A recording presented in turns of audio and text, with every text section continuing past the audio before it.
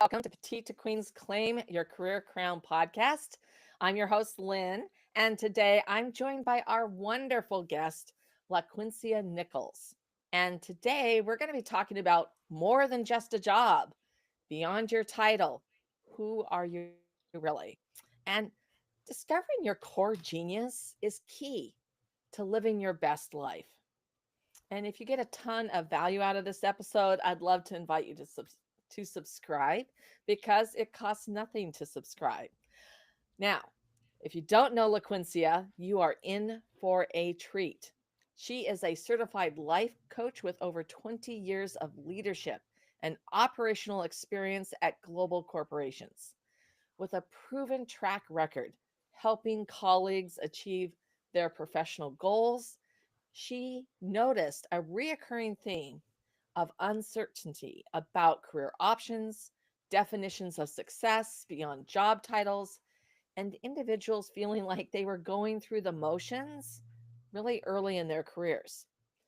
Now, LaQuincia guides clients through the process of identifying and acting on the goals that matter most to them to get more out of life and step onto a path of success and fulfillment. When she's not working, Quincy, as she likes to be called, enjoys learning the latest dance crazes, reading, and spending time with family and friends. So I'm going to be casual about this. And Quincy, welcome to the show. I'm so glad to have you here. Oh, thank you so much, Lynn. And I appreciate you offering up your platform. This is a great community, and I'm just thrilled to be a part of it. Thank you so much. Well, we're thrilled to have you here. And I think everyone would be really curious to sort of lean into who you are and what inspired you to get started and how you help people really find their core genius. Absolutely. It's a story I think in my younger years I had a little bit more shame around telling. And as I've matured, I've learned that all of the different things that I've experienced are is really what helped me to get to the place where I am now. So I'm thankful for those experiences now. Currently I reside in Arizona. I'm in the US and I'm originally a girl from Southern California. So living in a desert when I'm a beach girl by nature wasn't the plan. But here I am now, and it's been an excellent opportunity. I think, like most people, I bought into the dream of you go to high school, you go to college, you get a job, you do your 20 years, and you retire with a watch, and that's life, right? And for me, I kept finding myself wanting to do things a different way. And my mother now has coined me her free spirit, but I never thought I was that when I was younger. I really thought I was someone who was like really sticking to what the plan was supposed to be. So with that, I tried that traditional route of going to a 4 year university and having a major and doing all those things. But I found myself wanting to get into the workforce. I found myself wanting to have experiences really strong in early in life. And I was thankful enough, I think, just from the grooming and the demonstration that my parents, while not always the perfect family unit, the intention was always good. And so they instilled a really strong ethic in me, excuse me. And I say, good or bad, because sometimes that work ethic can work on your side, but sometimes it could stall you out. I learned how to really navigate a successful journey with top companies without maybe all of the experience or the educational background traditionally that people will be looking for in certain roles. So for me, I learned quickly it was about your network and did people like to work with you? Were you someone who were trainable, coachable? Were you a visionary? And all those things were natural to me, so it allowed for me to be successful probably in a way to where people didn't think I would be. So that's kind of how I got here. Well, that's a great story. And I really like the part that you shared about, there's, this strength that comes from, this work ethic, but there is a shadow side. And Mhm. everything, there's that yin and the yang, the good and the bad. So, this sort of really ties in the importance and what is the importance of asking people beyond your title, who are you really? So, Oh yeah. can you explain that? Yes, because I found myself in that position where you're going out, you're meeting people, and the after your name, you may ask, "Oh well, what do you do?" Right? And what does that really mean? Like, what are we trying to learn about someone, or what are we trying to share from that? So I found myself challenged one day. Someone asked me they asked me a different question. They said, "What brings you joy?" And I was stunned for a moment because my first responses were everything that was related to my professional life, right? And so I had to stop and think, like, what really brings me joy? And as I continue to dig into that thought, it was being able to connect with people and have deeper and rich conversations with them about what are some of the principles that guide you, and why do you make some of the decisions that you make, and do you happen to see some of the patterns that you're repeating, or even myself. And so getting beyond the title allowed for me to have deeper connections with people. When I was just concerned, or when people were only asking me about my title, it left me kind of wondering, what do they want from me? Why do they want to know that? Well, how are they maybe anticipating leveraging that information? Is there some sort of intent, good or not maybe so good? But why do you want to know that second after knowing my name? So that was the question. And that's kind of what got me to this point. Wow. I mean, that's really intriguing. And that question about what brings you joy, Hmm. I think is so crucial to that the whole idea of leaning into your core genius and living your best life. Yeah. So, my question is when you're working with people and helping them to find that joy, um, what's the process you use? How do you go about doing this? I'm honest with them. I let them know it's sometimes it's a long, dirty process. There are there are going to be moments to where I am your absolute champion and cheerleader, and I'm your champion and cheerleader all the time. But that doesn't always mean that the news is positive. But we deliver that in a way that it's supportive. We try to be honest and highlight sometimes the blind spots that we may have, right? And we're not always aware of that, and other people can see it. But sometimes the challenge is that the other people don't in your life, they value you, and they know you for you, right? They know, oh, that's just how she is. But if this is something that is maybe not allowing for you to propel and not allowing for you to progress, then that's not doing you a favor. That's actually doing you a disservice, right? Right. So for me, in my program, it's 6 months minimum commitment, right? Because you're going to go through three different phases, and the first phase is really about self discovery.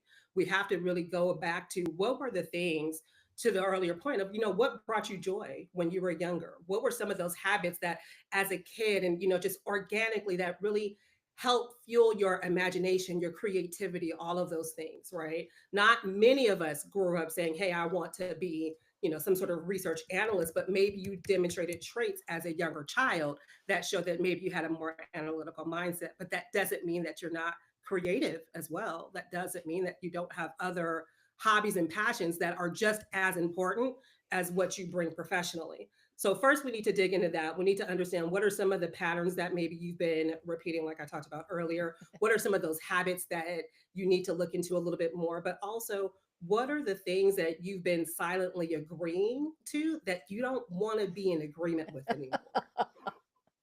That is so good. Right, right. Like we all go through those moments of, I thought I wanted this. My life was on track for this thing, right? I always tell people sometimes I thought I was going to, do the 4 year college, move to the DMV area, become a girl that works for government, and like, live the life. And that is nothing that happens. The furthest east I made it was to Arizona, so not too far from California, right? But in that, I learned a lot. I learned that I have a passion for really trying to remove the obstacles out of people's way by addressing some of the elephants in the room. And that was where I would say, when I was in corporate, I would get myself in trouble because I would like to have the deeper conversation. And, there's an HR policy there. So you have to kind of tiptoe around that. But for my program, it's, rediscovering your purpose is the first step, right? And we spend about 2 months working through that very, very closely. And then once we understand sort of, what you've been through and then where you're thinking you want to go, well, we have to get very, very clear on that. And developing that clarity does require sometimes the addition of habits, but also the removal, right? And that could also be people. Who are the people that are going to help push you and motivate you and also keep you disciplined to the new sort of identity that you're trying to step into, because you're going to be shedding some old things, and that's going to be uncomfortable for yourself and sometimes the people around you. And then in the latter part of the phase, we move into how do you fortify that, right? How do you really make sure that you don't find yourself moving back to some of the earlier behaviors or the circumstances, the interactions that weren't serving you before? How do you navigate those in a way with grace and ease and continue to position yourself to where you want to go for your future self? Well, that sounds like a brilliant journey. I mean, Right. very well thought out, very just transformative that people are going to be able to take. Thank Um, you. one of the things that I'm really curious about is why is seeing ourselves as more than just our job title a challenge for so many? If I'm speaking very honestly with you, Lynn, I think it's easy, right? And it allows for us also to have a certain level of a block, right? There's a Yeah. distance there. I do this thing, right? That should be enough. That may give you an idea of my educational background. It may give you my social economic background. Like you get to know certain things about me, but sometimes you don't understand how I got to the position I'm in. May not always be the road that everyone else traveled. So I think when you can connect with people beyond just what they do, and maybe be a little bit more curious about the impact that they have, right? I can be this great corporate leader, but maybe I don't have a high level of integrity. Maybe I'm not doing things all the right way. And maybe there's a different corporate leader. Maybe they don't have the same fanfare. Maybe they don't have the same followership, but the impact that they make on the people around them is so great. People will move around, different departments, different companies, and also maintain relationships inside and outside of the company. So I think when you can get to impact, right, and how people are helping other people, that's where you find the difference, not Yeah. just the title. Yeah, that's true. So, what holds people back from stepping into this discovery process of getting to the other side to live their best life? Fear, right? Mindset, um, could be various factors, right? Maybe they have not seen anyone do that type of transition in their close circle, right? So maybe they feel that that's for other people who get to have those opportunities, but not me, right? It could be, I think a lot of it sometimes is, will the people around me think I'm losing my mind? Right, I'm walking away from maybe this job that pays me six figures, and I've got all the things, right? Like you got the house, you got the job, the cars, the kids, the pets, and you're saying, you know what, I think I'm past that now. I don't want to do that. I've had that experience, but maybe I'm ready for a new chapter, right? Your corporate life or the thing that you're doing now is a simple, like it's a one chapter in a whole life book, right? A whole chapters of books. So for me, it's can you put an end to that chapter, and maybe you start introducing whatever that new thing that you want to bring into your life. So whether it's a new hobby, a new passion, maybe something that you do want to pivot into a career later on, you start prioritizing that maybe by small amounts in the day, right? Because I think as women sometimes we feel guilt around prioritizing ourselves, Yeah. right? A We lot of feel guilt times. A a lot of lot of the times. times, Come on, right? let's be honest here. A lot of the Ev- time. because here's the thing, what I always tell people, sometimes you have to really be okay with knowing when you're saying yes to you, you're saying no to something else, right? Yeah. And so I told people I went on a year of no. And that was simply because I had to say yes so much for, the first 35, 40 years of my life. I'm constantly saying yes because that's what we're trained up to do as women, right? I can have a whole conversation about being a firstborn daughter and how that also impacts, right? You're sort of second in command sometimes in your household. Yeah. You're ready to take lead. So then we get in these positions of, either leadership, whether that's in your professional life or just your family life, and you're constantly saying yes, you're constantly making accommodations, you're constantly creating space for other people, but that space for yourself isn't as prioritized. For some reason doesn't feel as valuable. And what I try to tell women, I try to challenge them to say is, listen, that is your most prioritized time, because you really can, I mean, and we've all heard it, right? You can't fill anyone else's bucket if your bucket is empty. Yeah. And so when you continue to sort of run yourself on those fumes and you're giving and giving and giving to everyone else, I think of it two part. Some of us love to be busy, right? We just love the feeling of being busy.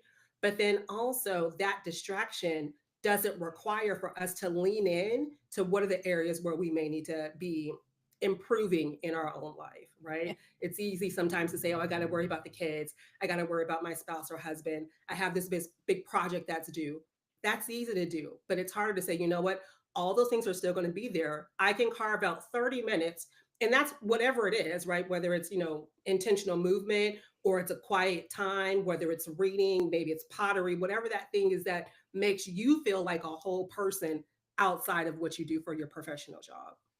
Yeah. Well, I mean, you just totally struck a chord there because I'm also the firstborn, child. And Hmm. I was just like going, oh my gosh, it was like, whoa, reveal so much explained in that one Yeah. statement.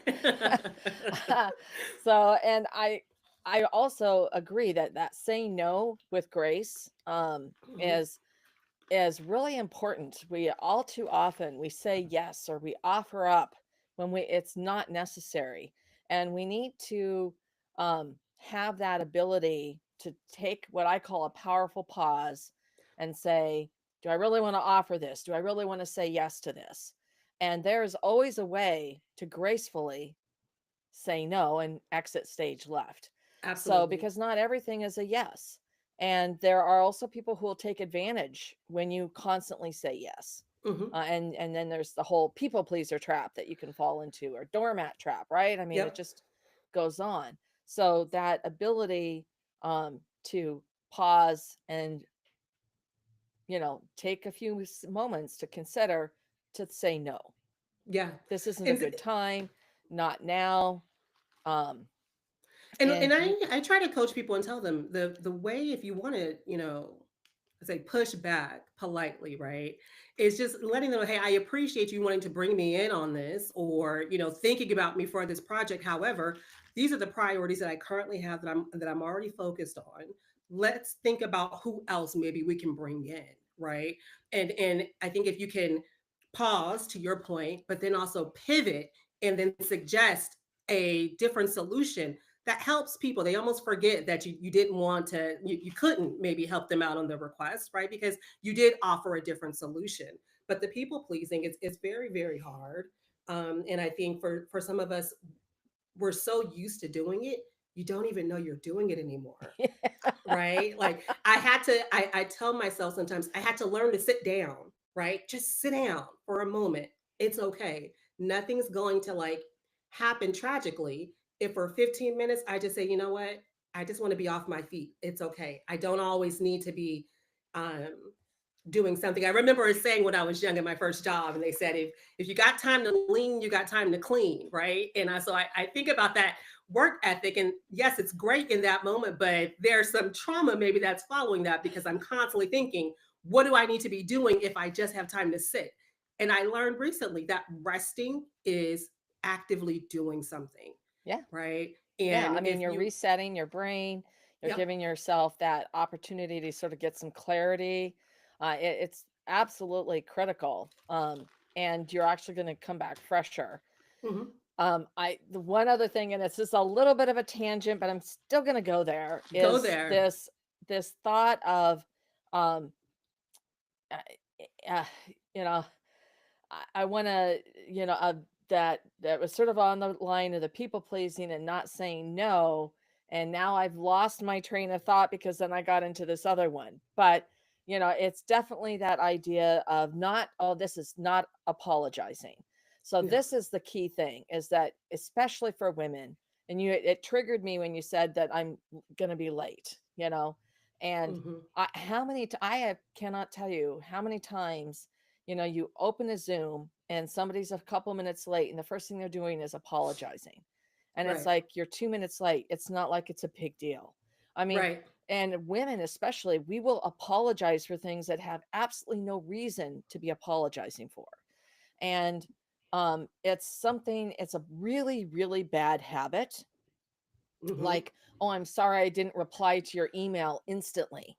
Like, Yeah. it's like, oh, I'm sorry I didn't get back to you sooner. Like, what? You're getting back to him the same day or the next day.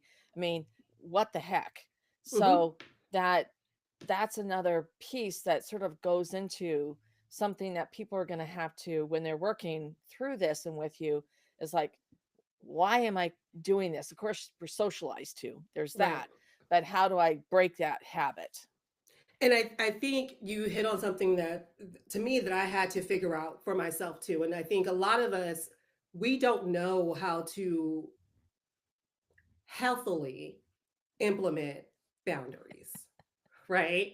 And I think some of it is because we come from this sort of, I mean, we're in this phase now where people somewhat have instant access to you all the time, right? The expectation now is that I silence my phone so I don't get notifications, rather than maybe you don't send me a message at 6 a.m., right? But now we're such a the way we communicate, it's on such a global level. Who has time to figure out time zones and where you may be, right? So now the earnest is on me on how do I protect my peace? How do I protect my space? And I'm intentional about it, right? So I put my phone on do not disturb from like 5 a.m. Before 5 a.m. There's nothing that critical that anyone needs from me, right? If it's an emergency, call the fire department. And around 7 or 8 p.m. at night, if I don't have any client calls or anything like that, then it's family time or it's just my quiet time. And I try to be very disciplined about that because I also need that time to be quiet, to refresh, to recharge, to just communicate and be with my family, right? And just be still sometimes. Stillness really matters. And I think being always on and thinking that you have to constantly apologize, one of the things that happens from that is your apology means nothing, right? Yeah, Because yeah, you dole them out to everyone as sort of this just space filler. And then it makes me think, well, when something really does happen, do you feel sorry for that, or are you just saying it because it feels like that's what you should say in the moment? yeah, yeah. It's Yeah, such one of those things, and I definitely think that it blocks you from really tapping into that, core genius and living your best life. So absolutely. that is a habit that you have to unlearn. So, And it's really hard to unlearn some of these habits sometimes, Lynn, right? Because yeah, you've been doing them for so long, and we always talk about, well, unlearn it, but most of us, to unlearn, we have to fill that space with something else, right? So if I tell you don't do this, I got to yeah, also it's tell you try this now. yeah. Yeah. Well, I will say that it's one of those things that you just have to make that conscious effort. And when you catch yourself, and then I backspace, delete that. I'm not Yep. apologizing for something I don't need to apologize for. No. Absolutely. No. So I know we went off on a tangent. So thank you so much. That's okay. Um, This is what I love to talk about. So no tangent for me. so, what should our listeners do next about embracing their identity? They're really their core genius, their true self beyond work. Yeah, I think beyond that, I always tell women first, find a hobby, right? Find a hobby outside of anything that's associated with your profession, anything that's associated with your children, anything that's associated with your spouse, something that like you like to do for you and that you will go and do independently, right? Because I think as women, we also like community. We like to do things with other people, which is great. But I think there's also something, there's a rigor that develops in you when you can also build that muscle and that mindset of I can do I can do hard things, but I can also do them independently sometimes, right? Doesn't mean we don't need community, but we have the ability to do it on our own. So I would say start with a hobby. That's the easiest way. For me, it was, I remembered how much I love to dance, right? I had got so used to presenting this like overly professional persona that there was this fight going on, right? Of who I was at work and who I want to be at home. And I said, you know what? I enjoy dancing. And now, over the last couple of years, I dance every day. I'm not the best at every dance, right? I am struggling through some of them, but that movement, that joy, it makes me happy, right? I know I get up and I can take my dog out on a walk. That makes me happy. That feels good. And so as I started to do more and more things that made me feel good, that helped me raise the value that I saw in myself, and that allowed for me to have greater impact on others. That's it. Start with a hobby. Yeah. No, that's Yeah. terrific advice. And I love your hobby of dancing. I mean, it's just really leaning into your authentic self. I'm just feeling it right now. So Yes, and is and listen, I do it like no one's watching, right? And sometimes that's great, and sometimes that's not. But if you see me on the dance floor, know that I'm probably having a really great time, and I invite you to come dance with me too. Right. So, Quincy, is there anything you wish I'd asked you? Yes. here's what I'll share is to my ladies who are out there, and you're leading, right, intentionally leading either your family, you're leading at work, wherever it may be. Do it with integrity, right? Do it in a way that is authentic to you. I know that sometimes it can be hard to reconcile the different identities and the different hats that you wear, but once you really nail down what's important to you, when you can figure out what your values are and align a life that aligns with those values, it really feels good. It's different, right? And you have to be willing to stand up for yourself. You have to be willing to communicate that. I think one of the things I learned the most was just speaking out loud what I wanted, right? Sometimes as women, we have a lot of thoughts in our head, but we don't know how to share them in a way that says, hey, I'm curious about something else. I also may be very fearful of going to do that thing. I would love somebody to support me. In real life, like, how do you have that conversation with your good friends? But I think you do that by demonstrating little by little every day. Hey, I'm actively and intentionally trying to change the way I show up, the way I impact others. And I hope that you go on this journey with me, and maybe that inspires something for you as well. But if not, that's okay, because as my mother told me, some people are just for a season, and that's okay too. Get what you can get from them, be great to them, but then, if life takes you in a different path, that's okay. Yeah. Yeah. Well, what a brilliant way to wrap up today. Oh my gosh, I got chills. So, Oh, Quincy, thank you so much for sharing more than just a job, beyond your title. Who are you thank you. really? I know that our listeners are going to want to find out more about where they can find and connect with you. Yeah, so I would love to for everyone to double check out my website. It's experience-coaching.com. There you have the option to also get a free download that I have. It is all about resolving conflict in a way with courage and with grace and with ease. And I think for a lot of us, it's just about how to start the conversation, right? If we can start the conversation, if we can understand what our intention is, and what do we want to walk away from that conversation with, it gets a lot easier. And when you start addressing the elephants in the room and not avoiding them, it really helps to have dynamic and powerful relationships with the people around you. Yeah, that's such a valuable gift. Thank you so much, It's my Quincy. pleasure. And thank you to all of our listeners today who tuned in. I'm so appreciative. Thank you for joining us, because this has been an amazing discussion. And Quincy, thank you again. This has been absolutely brilliant. And I am thrilled that you were here today. Thank you, Lynn. I'm happy to come back anytime you want me.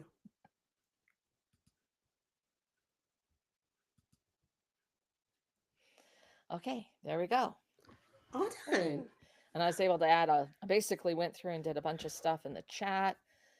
Oh, Okay, and there we great. are. We're already done.